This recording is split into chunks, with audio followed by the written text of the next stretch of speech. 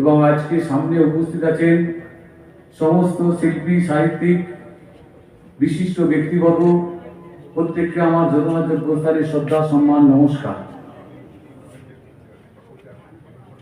আজকে আমি যে মঞ্চে আপনাদের সামনে দু চার কথা বলার চেষ্টা করছি, এইখান থেকে প্রায় 110 কিলোমিটার দূরে আমার বিধানসভা এরিয়া।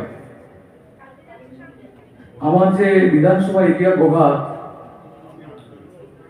গোঘাট বিধানসভার আরেকটা পরিচয় হচ্ছে ঠাকুর শ্রী শ্রী রামকৃষ্ণ পরমহংসদেবের জন্মস্থান এই গোঘাটের কামারপুকুরে।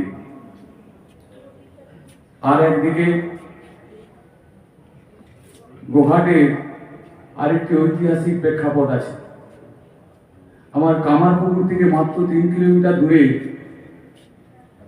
গড়মান্ধরম বলে একটি বিশেষ জায়গা বা পর্যটন কেন্দ্র আছে, যেখানে ঋষি বঙ্কিমচন্দ্র চট্টোপাধ্যায় দুর্গেশ নন্দিনী উপন্যাস যে গড়মান্ধরমকে কেন্দ্র করেই উনি রচনা করেছিলেন।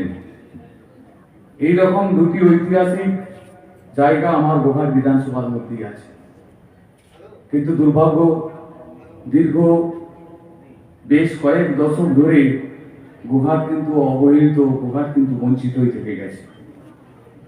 একটু আগে আপনাদের সামনে এই সুনীলবাবু বলছিলেন যে তারকেশ্বর থেকে বিষ্ণুপুর যে রেল লাইন, সেই রেল লাইনের কাজ দীর্ঘ সময় গোঘাট স্টেশন পর্যন্ত হয়তো গিয়েছে 14 বছর আগে, কিন্তু গোঘাট থেকে কামারপুকুরের পর শ্রী শ্রী মা সারদা দেবীর জন্মস্থান জয়রামবাটি এবং জয়রামবাটি থেকে বিষ্ণুপুর যাওয়ার যে পথ, সেই পথ দীর্ঘ 14 বছর ধরে বিভিন্ন বাধার কারণে কাজ বন্ধ ছিল।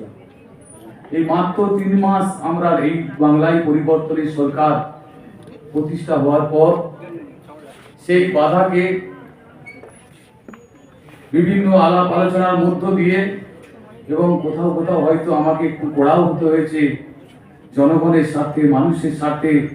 তাই আজকে যে দুটি জায়গা বাধা ছিল, সেই বাধা সরিয়ে দ্রুত গতিতে কাজ আগিয়ে চলেছে। আশা করছি ঠাকুর শ্রী শ্রী রামকৃষ্ণ পরমহংসদেবের জন্মতিথিতে আমরা কামারপুকুর এবং জয়রামবাটি অর্থাৎ তারকেশ্বর থেকে বিষ্ণুপুর যে রেল লাইন, রেলপথ, সেটা মানুষের জন্য খুলে যাবে। কিন্তু আমার গোঘাট কামারপুকুরের বিষয় গোটা বাংলাতেই বিভিন্নভাবে দীর্ঘ সময় ধরে বিভিন্ন উন্নয়নমূলক কাজে বাধার কারণে আজকে আমরা আপামর বাঙালি সমাজ পিছিয়ে গিয়েছি। আমার সতীর্থ বন্ধু সুশান্তবাবু বলছিলেন যে আমরা যে নবজাগরণের যে মহান মহাপুরুষ অর্থাৎ রাজা রামমোহন রায়, ওনার সেই খানাকুলের রামনগরে যেখানে ওনার জন্মভিটে, আমি নিজে কিছুদিন আগে সিঙ্গুরের বিধায়ককে নিয়ে আমি হঠাৎ করেই কামারপুকুর থেকে ওনার অ্যাসেম্বলিতে গিয়েছিলাম ঠাকুর রাজা রামমোহন রায়ের জন্মস্থান দর্শন করতে। কিন্তু